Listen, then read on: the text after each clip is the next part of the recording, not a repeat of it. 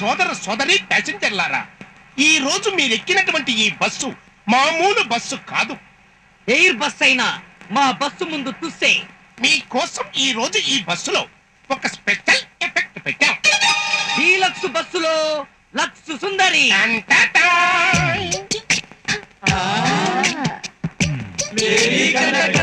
Yes, అసలు ఈ bus driver గా సాక్షి శివానందును టాబును పెడదామనుకున్నాం.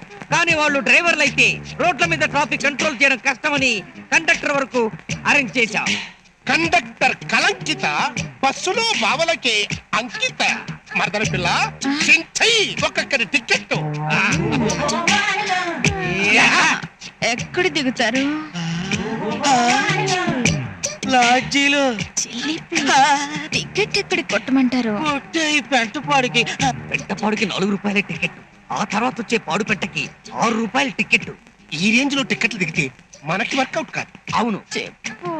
చూడు టూరిస్టు, పెంటపాడులో నువ్వు ఎక్కడికి వెళ్ళాలి? ఇంటికి. తమ్ముడు, ఎప్పుడు చూసినా పాతలు పాత పిల్లవేనా? 1వ క్లాసు పుస్తకం ఎన్నాళ్ళు చదువుతావు? 2వ క్లాస్కి వెళ్ళవా? 2వ ఫ్యామిలీ పెట్టవా?